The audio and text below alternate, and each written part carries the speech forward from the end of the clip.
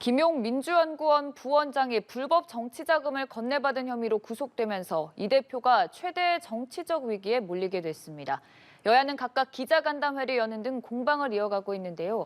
여러 가지 정치권 소식 두 분과 짚어보겠습니다. 곽관용 국민의힘 남양주을 당협위원장, 설주환 더불어민주당 법률지원단 변호사 나오셨습니다. 어서 오시죠. 네, 반갑습니다. 안녕하십니까.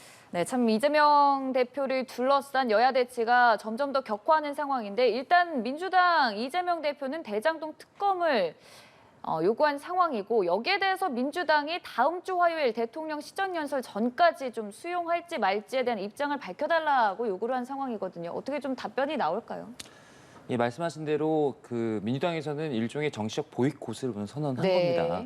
근데 이재명 대표께서 그 특검을 요구를 했잖아요. 저는 이것이 다분히 그러니까 지금 검찰 수사에 대한 신뢰성을 무너뜨리고 국민들께 어떤 일종의 여론전을 펼치는 것이라고 보거든요. 그러니까 일종의 모두가 우리 당의 모두가 나를 지켜라라는 어떤 무언의 그런 어떤 메시지를 내고 있는 건데 야당으로서는 그런 상황이기 때문에 지금 강하게 반발할 수밖에 없는 것이고요. 근데 제가 봤을 때 이것은 전체적으로 봤을 때 그렇게 좋은 모양새는 아닌 것 같습니다. 그러니까 본질적으로 지금 이 대장동 사건이라는 것이 기본적으로는 개인의 비리이거든요. 그런 상황에 대해서 이것이 무슨 당을 위해서 국가를 위해서 어떤 행동을 하다가 이런 의혹들이 나온 것이 아니라 개인적인 비리에서 의혹이 지금 불거져 나온 것인데 여기에 모든 당이 총력을 집중해서 이런 식으로 정치적 보이콧을 한다. 이런 부분이 사실은 저는 당으로서도 크게 바람직한 모습은 아니라고 보고 여기에 대해서도 지금 정부 여당으로서도 특검 요구 절대 수용할 수 없다. 이렇게 강경으로 맞서기 때문에 아마도 이런 오늘 이렇게 있었던 이런 정치적 보이콧이 나왔다고 해서 정부 여당에서 어떤 입장을 선회할 것이다, 바꿀 것이다 이렇게 보기엔 지금 어려운 상황이죠. 결국 국민의힘이 대장동 특검을 받아들일 가능성은 거의 없는 상황이다 말씀하셨고 또 여기에 근데 민주당은 더 나아가서 대통령 사과까지 요구하고 있는 상황인데 이것 역시 좀 희미해 보이는 상황입니까? 그러니까 이 건에 대해서 어떤 별건에 대한 사과라든지 이런 부분들은 지금으로 봐서는 사실 현실적으로 어렵죠. 그러나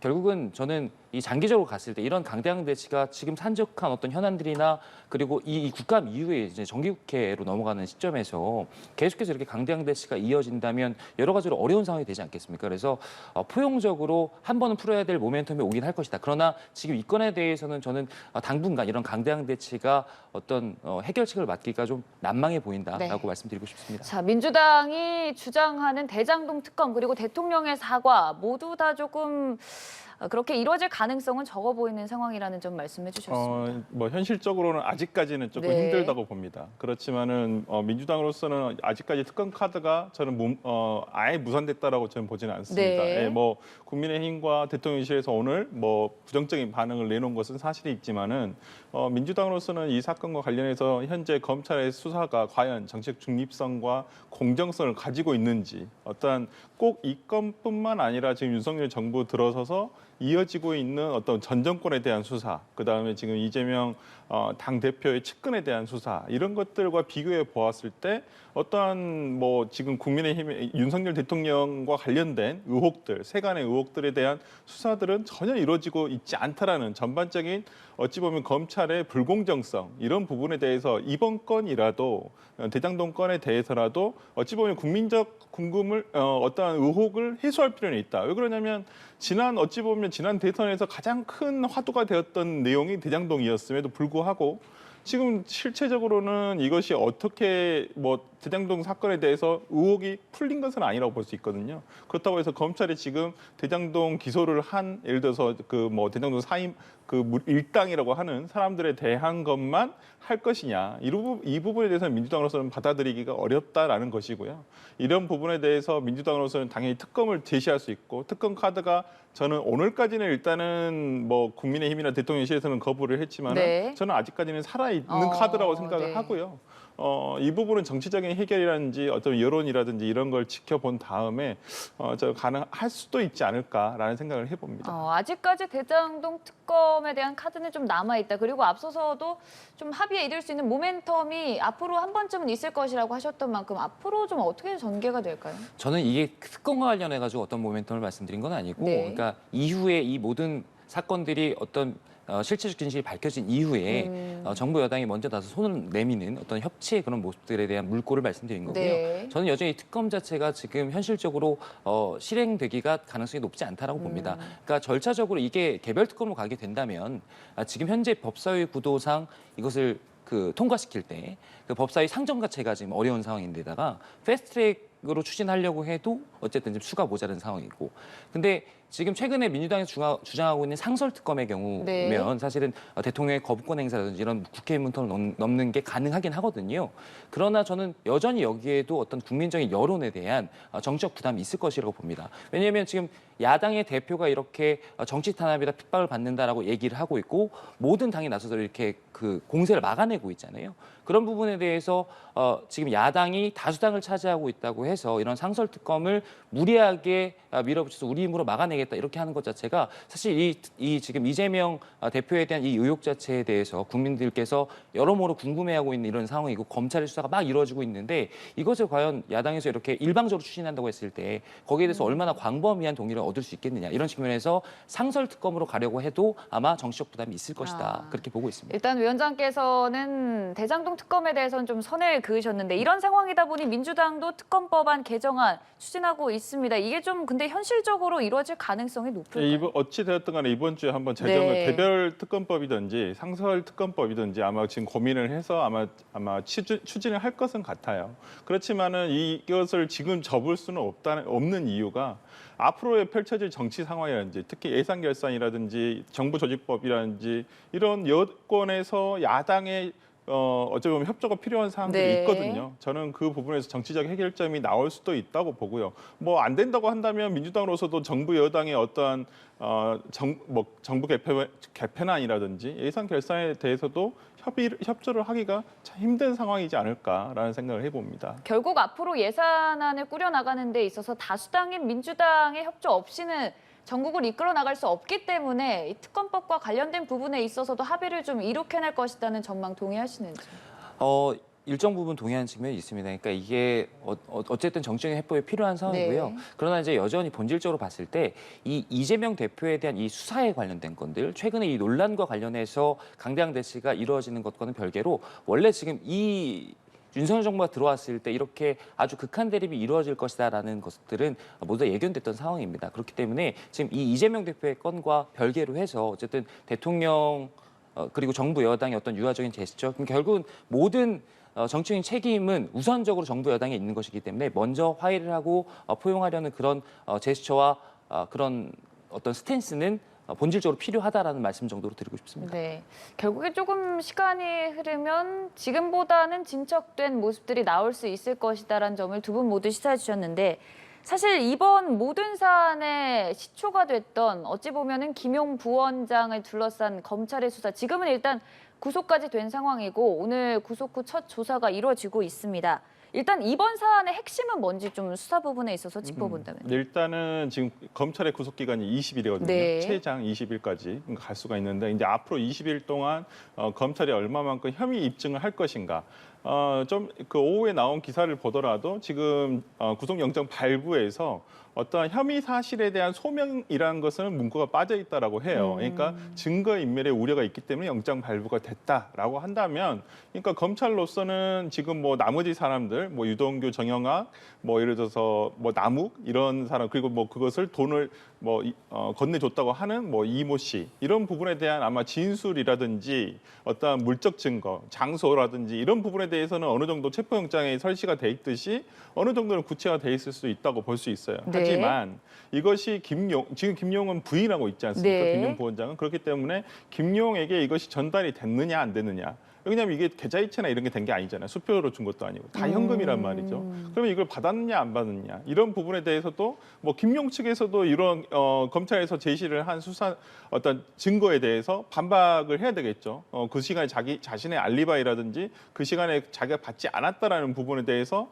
정확하게 설명을 해야 될 것이고요. 그렇더라도 저는 검찰에서 그렇더라도 아마 기소는 할 것이라고 봅니다. 이제 나중에 아마 제가 봐서 김용 부원장 같은 경우는 증언을 거부 거부하거나 아니면 네. 부인하는 걸로 일관하지 않을까 싶고요. 지금 내용에 대해서 본인이 인정할 수 없다고 했기 때문에 저는 어차피 이거에 대한 진실 규명은 법정에 나와서 앞으로 20일 뒤에 있을 구속 기소 아니면 짧으면 10일 안에도 될 수가 있죠. 그래서 어차피 법정으로 넘어갔을 때부터 일단 진실 규명이 그때부터 시작이 되지 않겠느냐라고 생각을 해봅니다. 그러니까 유동규 전 본부장이 정민용 변호사 등을 통해서 김용 부원장에게 돈을 건넸을 때 이게 과연 김용 부원장까지 갖는 게 맞는지를 수사하고 일단은 있다는. 일차적으로는 거기서부터가 돼야 되고 그다음에 이제 검찰에서는 계속 지금 보도에 나오듯이 이것이 과연 이재명 당시 지금 당대표에게 흘러갔는지 여부도 밝혀내야 되거든요. 네. 그렇다고 한다면 저는 그건 쉽지 않으리라고 봐요. 일단은 뭐 어떠한 예를 들어 김용 부원장이 그 부분에 대해서 어떻게 진술을 할지는 모르겠지만은 이재명 당대표에게 갔다. 저는 그럴까지는 굳이 당시 상황을 되돌아보았을 때도 후원금이라든지 이런 게 충분했었거든요. 민주당으로서는. 그렇기 때문에 굳이 저렇게 사적으로 돈을 몇 억 정도 받을 필요가 있었는가라는 어떤 의구심도 있습니다. 네, 어떻게 들으셨는지? 저는 개인적으로 이 긴급체포부터 구속에 이르기까지 일련의 과정을 보면, 그러니까 통상적인 수사의 관례상 저는 검찰에서 어느 정도 혐의를 입증할 자신이 있다라는 것으로 좀 보여지고요. 핵심은 말씀하셨던 대로 이 돈이 8억 원이라는 돈이 김용 부원장에게 전달이 되었는지, 그리고 그 8억 원이 어떻게 쓰였는지 그 용처에 관한 것입니다. 왜냐하면 지금 보면 남욱으로부터 유동까지 이 8억이 전달된 이 라인들은 어느 정도 지금 밝혀지고 있는 것이고, 또 일부 언론을 보면 그 8억 중에서 뭐 1억 같은 경우는 그냥 뭐 유동규가 썼고, 그리고 뭐 나머지 1억 같은 게 돌려줬고 6억의 용처를 뭐 찾아야 한다 뭐 이런 얘기도 나오고 있는데, 이 부분이 김용 부원장에게 전달되었다라는 것이 이번에 검찰 수사나 재판을 통해서 밝혀진다면 이것은 정말 야당으로서는, 지금 이재명 대표로서는 아주 치명적일 수 있습니다. 왜냐하면 이 김용 부원장이라는 분 자체가 아주 이재명 대표의 핵심 측근으로 알려진 분이고, 그런 분이 대선 당시에 이런 돈을 받았다는 것이 사실로 밝혀진다면 이 부분은 지금 아까 말씀드렸던 어떤 개인적인 비리 차원에서 이 대선 당시에 불법적인 정치자금으로 유용된 것이 아니다라는 의혹을 불러내기에 충분하기 때문에 이 고리가 바로 이재명 대표로 가는 길이다. 그래서 지금 이 부분, 그러니까 김용 부원장 같은 경우는 지금 부인하고 있지만 그분이 직접 이런 8억이라는 돈을 받았는지 안 받았는지 이게 밝혀지게 되면 사실은 더욱더 급물살을 탈 것이다. 이렇게 보고 있습니다. 근데 민주당은 지금 수사를 시작하게 된 근거로 유동규 전 본부장의 진술에만 의존을 한다라고 주장을 하고 있거든요. 1년 정도의 구속 기간이 좀 지나서야 이제 와서 이렇게 불법 자금을 자신이 건넸다라고 말한 이유는 뭐라고 봐야 될까요? 뭐 유동규 본부장뿐만 아니라 뭐 남욱 변호사나 여러 가지 관련자들의 지금 진술, 증언들이 사실 일치하고 있다라는 네. 겁니다. 그러니까 이게 무슨 유동규 본부장 한 명의 말만 믿고 이렇게 김용 부원장을 구속하게 이르는 이런 일들을 검찰에서 하진 않죠. 그래서 여러 가지로 정황들이 지금 맞아 떨어지고 있는데, 지금 야당에서 얘기하고 있는 그러면 왜 갑자기 유동규 이렇게 입장을 바꿨는가 하는 부분이거든요. 그러니까 이 부분에서 검찰의 수사에 대한 신뢰를 떨어뜨리려고 하는 그런 의도가 보이는 건데, 사실 여러 가지의 개연성이 있을 네. 수 있다고 봅니다. 왜냐하면 사실 유동규 본부장이 처음에 수사를 받을 때 당시에는 이재명 대표가 대통령이 되면 풀어날 수 있을 것이라는 어떤 희망이나 이런 것들이 있을 수 있어요. 그러나 그런 어떤 희망들이 지금 없어진 상황에서 본인도 어쨌든 간에 개인적인 어떤 돌파구를 찾아야 되는, 본인도 살 길을 찾아야 되지 않겠습니까? 그런 측면에서 나는 이제 조금 적극적으로 사실을 밝히고 나는 어쨌든 내 죄, 그러니까 유동규 본부장도 그 얘기를 하지 않았습니까? 내가 짓지 않은 죄는 뒤집어 쓰지 않겠다라고 지금 증언을 하고 있는데, 그런 차원에서 본인의 심경의 변화를 일으켰을 가능성이 전 충분히 있다고 보고요. 거기에 어떤 강압적인 회유나 그런 압박이 있었다라고 주장하는 것은 사실 더 구체적인 증거가 나오기 전까지는, 그러니까 정치 공세에 불과하다라고 말씀드리고 싶습니다. 네, 회유에 대한 부분은 뭐 입증할 수 없죠. 누구도 그 부분에 대해 서로만 비밀을 간직한 사람들끼리만 알 수가 있겠지만 저는 거기에 대해서는 뭐라 하고 싶지는 않아요. 왜냐하면 누구도 밝힐 수가 없기 때문에. 하지만 지금 유동규 같은 경우는 작년 10월 21일 날 구속 기소가 됐어요. 그리고 나머지 사람들 김만배, 남욱, 정민용 이런 사람들 11월 4일 날 다 11월 4일 날 구속영장을 받고 11월 22일 날 구속 기소가 된 상황입니다. 지금까지 계속 지금 1년 정도 어찌 보면 재판을 받고 있었어요. 대장동 사건 관련해가지고. 네. 최근에 지난주 금요일 날 그 정영아 회계사에 대한 증인 신문을 진행했었고요. 그리고 나서 유동규 씨에 대해서 예를 들어서 지금 9월 26일 날 추가적으로 부패방지법 혐의로 지금 위례 신도시 건으로 해가지고 지금 추가적으로 추가 기소가 돼 있어요. 그렇다고 한다면 좀 이상한 부분은 그런 부분이에요. 지금 검찰에서 이상하게 이 부분에 대해서 뭐 죄를 지었어요. 그다음에 또 추가적으로 또 드러났어요. 하나 추가적으로 수사를 해서. 그런데 이 사람은 구속기간 연장을 안 한다?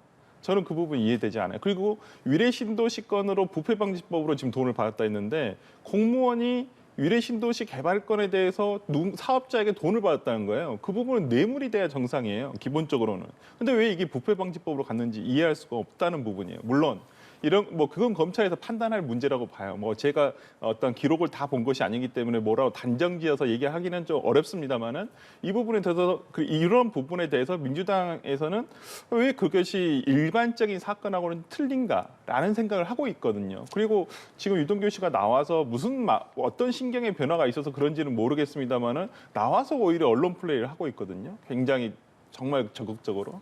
저는 그런 면에서 어떤 순수한 의도성이라든지 이런 것을 그냥 그 사람 말 그대로 믿을 것인가라는 부분은 조금 수긍하기가 힘들다라는 점입니다. 네, 알겠습니다. 다음 주제로 좀 넘어가 보도록 하겠습니다. 서해 피격 사건 관련해서도 여야의 대치가 극강으로 치닫고 있습니다. 서욱 전 장관 그리고 김홍희 전 해경청장이 구속되면서 결국에는 이 다음 선 어디까지 갈 것이냐 이를 두고도 지금 여러 가지 얘기가 나오고 있는데 어디까지로 전망하시는지. 일단은 뭐 서훈 안보실장이라든지 그다음에 박지원 전 국정원장에 대한 아마 소환 자체는 반드시 이루어져야 될 것이고요. 네. 뭐 이 부분에 대해서 빠뜨릴 수는 없죠. 당시에 그 두 차례 관계기관 장관 회의라든지 이런 참석자들은 다 해야 되는데 일단은 뭐 그렇다고 해서 지금 가장 관심이 가는 것들이 다 문재인 대통령까지 어떤 겨누어질 것인가라는 것인데 저는 그 부분까지는 가지는 않을 거라고 봅니다. 네. 기본적으로 저는 이 사건에 있어서 좀 구속영장이 발부가 된 점에 대해서